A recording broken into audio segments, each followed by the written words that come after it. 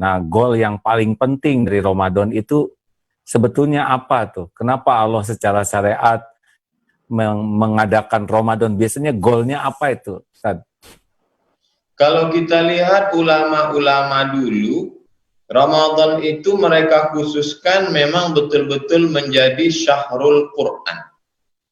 Imam Anas bin Malik yang biasanya mengajar kitab Muwatta, meninggal tahun 179 Hijrah.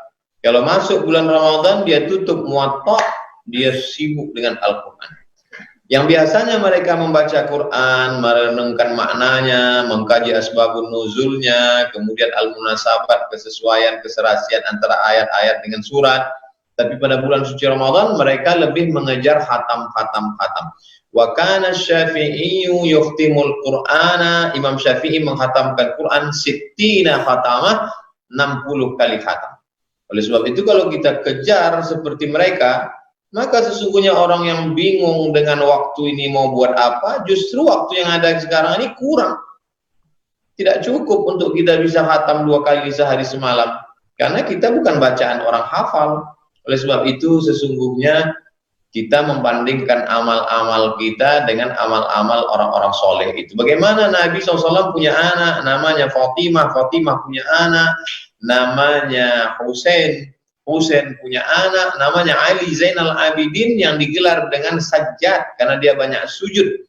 Disebutkan oleh Imam Az-Zahabi dalam kitab Syiar A'lam An-Nubala, biografi orang-orang pilihan. Imam Ali Zainal Abidin, Imam As-Sajjad, sujudnya satu hari 1000 kali sujud. Artinya banyak sekali program yang bisa kita lakukan, menghatamkan kitab, khatam banyak baca Quran, banyak-banyak sujud, belum lagi menonton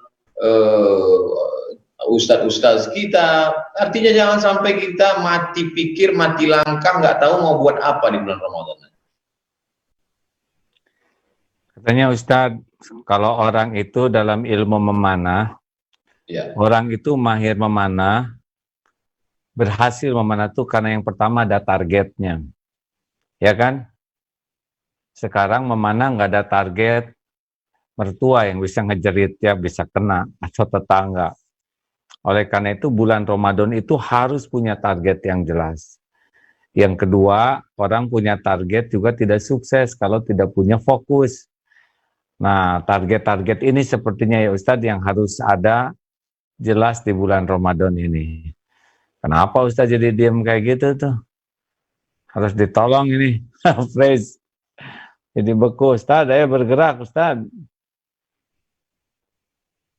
Ya, rupanya sinyal ya. Nah, teman-teman sekalian, kita sudah simak barusan. Nah, ada lagi Ustadz? Ya. Ya, bagus. Jadi, mungkin Ustadz karena orang tuh sangat beragam tingkat keyakinannya, sangat beragam keilmuannya, sangat beragam tingkat keimanannya. Mungkin ini harus dibuat itu programnya. Kalau mau menghatamkan sekian lah baca Quran belum bisa, mungkin di bulan Ramadan ini harus jelas yang belum bisa, belajarlah selama Ramadan ini jadi bisa berquran, ya enggak? Yang belum lancar, jadi lancar. Karena kalau ngejar seperti yang tadi gitu, ya mungkin alhamdulillah kalau bisa. Tapi kalau cita-citanya terlalu tinggi malah jadi nggak semangat. Tapi yang paling penting adalah seperti apa gitu perubahan yang paling penting. Mungkin dari sini, karena Ramadan itu adalah bulan yang sangat istimewa, jadi hari demi harinya hari-hari yang istimewa, jam demi jamnya jam yang istimewa, detik demi detiknya istimewa, maka seharusnya kita pun selalu dalam keadaan hati dan sikap yang istimewa. Mungkin ada amal yang istimewa, tapi kalau hatinya tidak istimewa, istimewa itu hanya untuk Allah gitu. Mungkin bisa jadi masalah ya. Karena Allah kan tidak melihat jumlahnya sebetulnya. Innallaha la yanzuru ila suwarikum wa amwalikum, walakin yanzuru ila qulubikum wa amalikum. Bisa nggak bahwa Ramadan ini selain meningkatkan kualitas dan kuantitas amal, tapi ada juga yang jangan sampai luput adalah mati-matian membersihkan hati. Gimana menurut Ustadz gitu? Jadi jangan sampai amalnya banyak, tapi hatinya bisa jadi merusak amal itu. Karena tidak mudah ternyata banyak ilmu, banyak amal tuh bisa jadi ujub, ria, takabur. Menurut Ustadz bagaimana?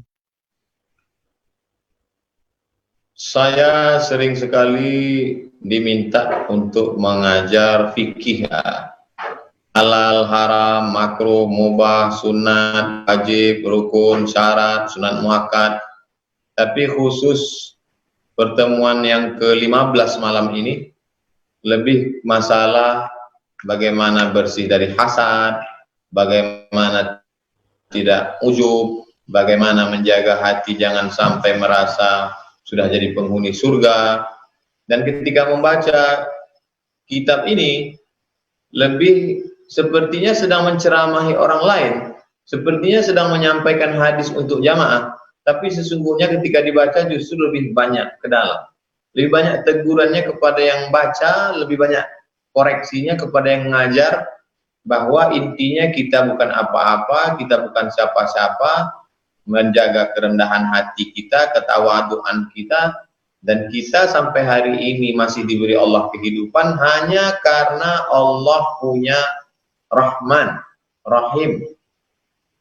Jadi kalaupun 12-13 malam lagi kita diberikan Allah kesempatan Ramadan, berapa banyak kita lihat dokter-dokter yang hebat, profesor, dokter spesialis, hebat mereka dalam penanganan, ahli bidang kedokteran, ngerti masalah virus dan penanganannya, meninggal mendahului kita.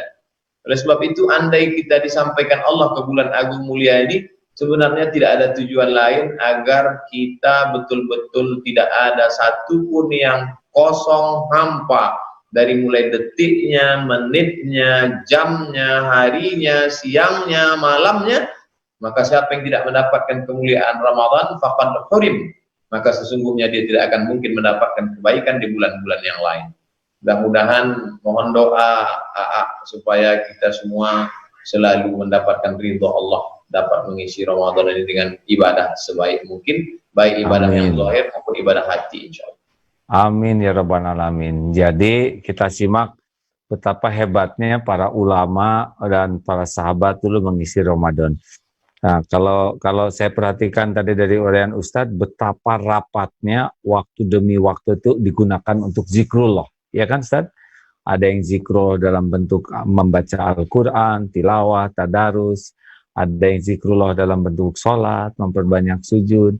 Kata kuncinya ternyata bagaimana bulan Ramadan, waktu yang istimewa ini, detik demi detiknya tuh selalu bersama Allah. Betul kan begitu Ustaz?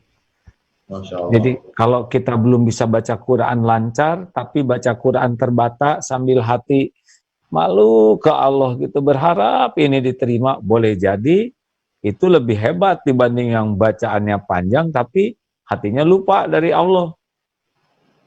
Kira-kira betul nggak gitu Ustaz? Masya Allah. Yang paling mengerikan adalah kita merasa masuk surga karena amal kita. Makanya kata Nabi, la yudkhilal jannata ahadakum amaluhu. Mungkin ada di antara sahabat itu yang terlintas di hatinya, saya masuk surga ini karena amal saya. Dan Nabi tahu itu karena diberitahu oleh Allah, maka langsung saja Nabi katakan, la yudkhilal jannata ahadakum amaluhu, kamu masuk surga bukan karena amalmu. Wala anta ya Rasulullah, aku pun tidak masuk surga karena amalku. Illa ayyataghammadani Allahu bi rahmatih, melainkan karena rahmat Allah Subhanahu wa taala. Dan Ramadan ini adalah bulan rahmat. Maka kesempatan kita untuk meraih rahmat Allah dengan baca Qur'annya. Yang belum bisa baca Qur'an, rahmat Allah terbuka, mudah-mudahan dia punya target Ramadan 1441 ini saya mesti sudah khatam. Dia tulis di dinding, khatam. Khatam apa? Khatam Iqra aja dulu. Paling tidak ada kemajuan.